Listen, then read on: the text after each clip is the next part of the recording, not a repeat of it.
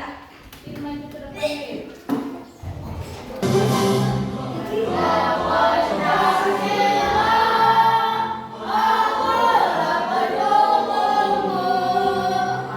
Kita belajar, coba kalian bayangkan kalian bisa menemukan tontonan favorit kalian hanya dalam waktu singkat. Sekarang kalian buka YouTube, nonton Doraemon, langsung ada. Pernah kalian membayangkan itu kenapa terjadi? Kenapa? Kira-kira ayo. Mungkin nggak itu terjadi cuma 1 detik atau 1 menit, kita nyari 1 detik langsung ada muncul. Kenapa kira-kira itu terjadi? Karena apa? Pakai apa? Pakai AI. Iya. Coba aplikasi yang ada di HP kalian yang menggunakan AI apa kira-kira? Gemini boleh. ChatGPT apalagi? Aplikasi yang ada di HP YouTube pakai AI nggak? Pakai. Apalagi yang pakai AI? Google betul. Ada lagi? Google Maps, iya. Apalagi ada lagi? Cici, ya betul Cici. Facebook juga, ya pakai AI. Tentu saja. Meta ya, banyak lagi yang menggunakan AI. Nah, hari ini kita akan belajar tentang rekomendasi pemahaman dan pemanfaatan kecerdasan artifisial atau AI yang kalian sebut AI.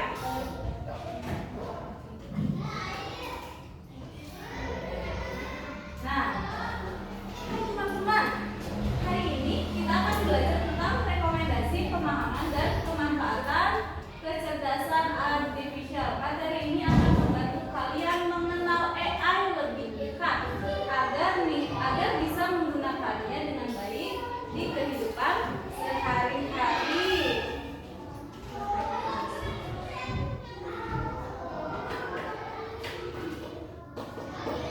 Bukan hanya teori yang membosankan, kita akan melihat langsung bagaimana AI membantu kita sehari-hari. Cara memakainya dengan aman dan yang paling penting etika dalam penggunaannya. Nah, ini tadi apa aplikasi di HP yang sering kalian pakai? Tadi kan udah disebutin ya. Apa yang biasanya kalian pakai? Cici ya. Benar. Chatting, aplikasi chatting. Kalian suka chatting? Chatting apa? Chatting ya, chatting itu WhatsApp-an, mengirim pesan namanya. Kalau WhatsApp itu sebenarnya aplikasinya yang digunakan. Kalau mengirim pesannya disebut chatting. Itu semua contoh nyata kecerdasan artifisial.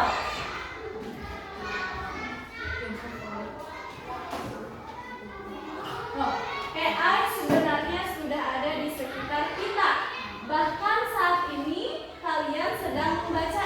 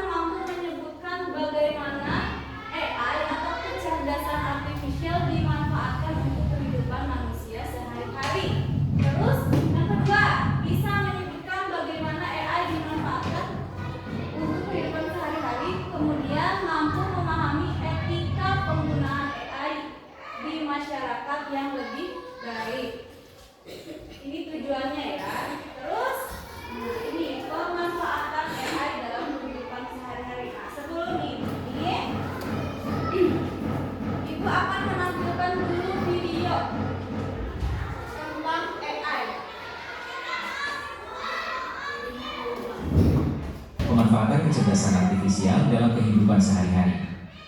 Pernah nggak sih kamu pakai teknologi yang kayaknya pintar banget sampai bisa nebak apa yang kamu mau? Nah, itu semua kerjaan kecerdasan artifisial. Yuk, lihat contohnya. Google Translate, mau tahu arti kata atau kalimat asing? Tinggal ketik atau ngomong, langsung diterjemahin dalam hitungan detik. YouTube atau Netflix, kok film atau video yang direkomendasiin pas banget sama selera kita? Karena kecerdasan artifisial belajar dari tontonanmu. Game online, musuh komputer makin jago karena dia belajar dari cara kamu main.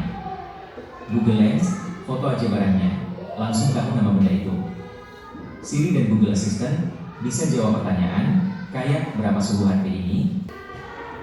Pemanfaatan kecerdasan artifisial dalam kehidupan sehari-hari. Ini contoh-contohnya. Kalian pernah pakai ini semua apa? Google Translate menerjemahkan kata atau kalimat asing dalam hitungan detik. Ibu bahasa Prancis. Ibu aku mau belajar bahasa Prancis. Bisa sekarang langsung pakai ibu guru atau bapak guru langsung aja lewat AI ya atau Google Translate. Terus YouTube atau Netflix bisa merekomendasikan film atau video yang sesuai yang sering kamu tonton. Game online, siapa yang sering main game? Lawan komputer bisa belajar dari cara bermainmu. Bisa nggak kalian belajar kalau bermain game ada yang 2 orang atau yang sama komputernya? Ya kan, bisa kan? Kalian misalkan Cindy dengan Linda bisa, tapi ada juga aku mau main sendiri kata Linda deh. Nah terus Linda bisa mainnya berarti dengan komputernya lawan dengan komputernya ya. Terus Google Lens, siapa yang pernah pakai Google Lens? Cuma di foto aja, biasanya di foto. Pernah pakai aja. Terus Siri atau Google Assistant, tanya aja Siri. Kalau iPhone, kalau pakai iPhone pakai Siri. Kalau pakai Android pakainya Google Assistant. Langsung aja ngomong ke handphonenya, berapa suhu hari ini? Dia langsung bisa jawab. Ya, pernah nggak pakai?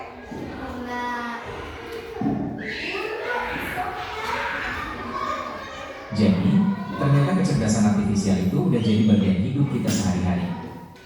Keren, kan? 2. Menggunakan kecerdasan artifisial dengan aman. Nah, walaupun kecerdasan artifisial itu keren banget, kita tetap harus pakai dengan aman dan bijak, ya. Gampang kok, ini tipsnya. Pakai parental control di aplikasi kayak YouTube Kids biar tontonanmu aman dan sesuai umur. Jangan pernah masukin data pribadi, nama lengkap, alamat, nomor telepon, tanpa izin orang tua.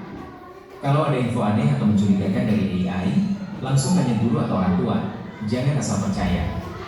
Intinya, teknologi itu keren kalau kita bisa pakai dengan cerdas dan hati-hati. 3. Etika penggunaan kecerdasan artifisial. Teknologi itu keren banget, tapi ingat ya, kita juga harus punya etika saat pakai kecerdasan artifisial. AI itu harus dipakai dengan aman. Caranya gampang. Yang pertama, gunakan parental control di aplikasi seperti YouTube Kids.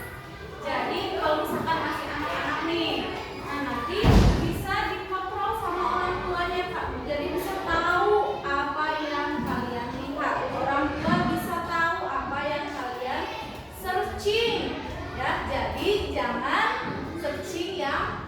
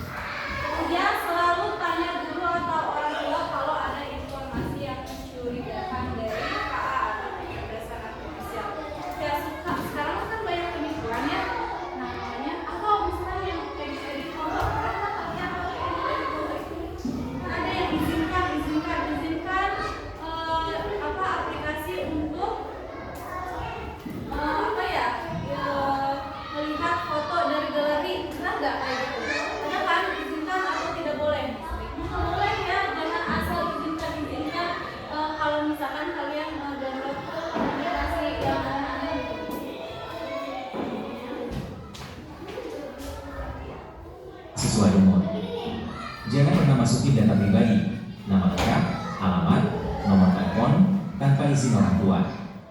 Kalau ada info aneh atau mencurigakan dari AI, langsung tanya guru atau orang tua, jangan asal percaya. Intinya, teknologi itu keren kalau kita bisa pakai dengan cerdas dan hati-hati. 3. Etika penggunaan kecerdasan artifisial. Teknologi itu keren banget, tapi ingat ya, kita juga harus punya etika saat pakai kecerdasan artifisial. Nih, panduannya. Jujur dan transparan. Maksudnya pahami risiko kecerdasan artifisial ini. Jangan asal percaya sama semua jawabannya. Bertanggung jawab. Maksudnya selalu cek ulang informasi dari kecerdasan artifisial sebelum dipakai. Adil untuk semua. Maksudnya jangan pakai kecerdasan artifisial buat ngejuge atau mendiskriminasi orang lain. Menjaga privasi. Maksudnya jangan sembarangan upload foto atau data pribadi. Ya. Penggunaan kecerdasan artifisial. Jujur dan transparan. Pahami resiko kecerdasan artifisial dan jangan percaya asal percaya. Itu bilang tadi, jangan asal percaya dengan adanya kecerdasan artifisial ya. Terus harus bertanggung jawab, selalu mengecek ulang informasi dari kecerdasan artifisial. Adil untuk semua, jangan menggunakan kecerdasan artifisial untuk menjudge orang lain. Misalkan kita orang Indonesia kulitnya berwarna sawo matang. Terus ada lagi orang bule kulitnya berwarna putih, rambutnya pirang. Kalau rata-rata orang Indonesia rambutnya lurus, ada juga yang keriting ya. Nah, terus ada juga orang Papua misalkan berkulit hitam. Nah, itu terus kita tuh main di Facebook nih. Kita ngejudge orang, ih dia mah kulitnya ini, dia mah kulitnya warna gini. Nah, itu tidak baik ya. Itu penggunaan AI yang tidak baik.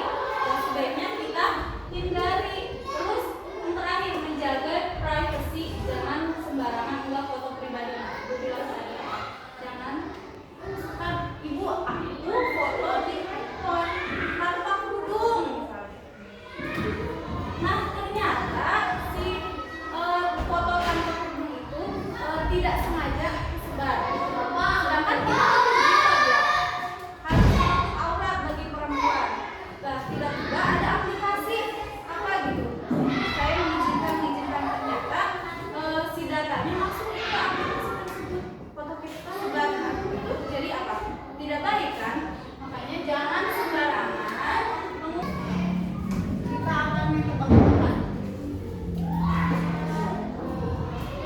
Ada yang tahu ini apa? Apa? Ya, ini adalah robot vakum. Ini pakai kecerdasan artifisial. Kenapa? Kenapa pakai?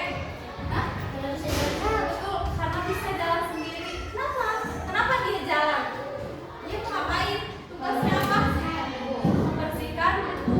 Dia mencari debu, makanya dia jalan sendiri ya. Nah, itu juga pakai AI nih. Terus ini apa? Ini sama nggak? Yang kita pakai sama. Ini juga TV. TV-nya udah smart TV. Berarti pinter nggak TV-nya? Pinter. Pakai apa? Pakai AI ya. Ada juga yang TV tabung. Pernah lihat nggak TV tabung? Yang gede. Itu pakai AI ya? Enggak. Ini apa? Kulkas. Pakai AI ya? Tidak ya, AI itu tidak pakai kulkas. Tidak pakai kulkas itu belum pakai AI. Kecuali, nah kalau yang ini kayaknya pakai AI karena bisa di touchscreen, ada touchscreen-nya. Kecuali yang punya ibu di rumah, nggak ada AI-nya. Nggak bisa dipencet-pencet. Nah ini tebak logo. Ini logo apa? Buat apa? Buat mendengarkan apa? Pakai AI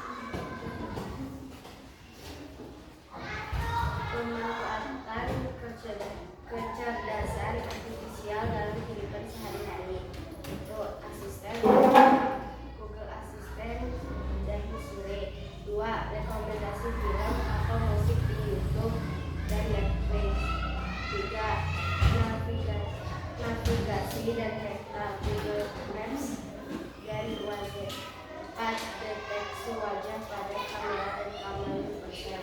5. Filter otomatis di media sosial Instagram dan TikTok. Manfaat kecerdasan artifisial yang sering digunakan. Contoh, menggunakan Google Maps untuk mencari rute cepat, menghindari kemacetan, dan mengetahui estimasi waktu perjalanan. Sangat membantu dalam kegiatan sehari-hari. Cara menggunakan soal dengan teman bisa membandingkan informasi pribadi kepada AI, menggunakan aplikasi dari sumber resmi, mengatur privasi akun dan perangkat, tidak mempercayai 100% informasi dari AI, menghindari penggunaan teknologi. 5. Etika dan tindakan menggunakan Udah? sudah. Ada yang mau bertanya enggak? Atau udah mengerti? Udah mengerti? Tuh, teman-teman ada yang mau ditanyakan enggak? Enggak, udah bisa semuanya? Udah mengerti apa yang disampaikan oleh kelompok 2? Udah mengerti ya? Tepuk tangan untuk kelompok 2. Tepuk, wow. Kasih kasih kasih wow, keren, wow, keren. Oke, tepuk tangan.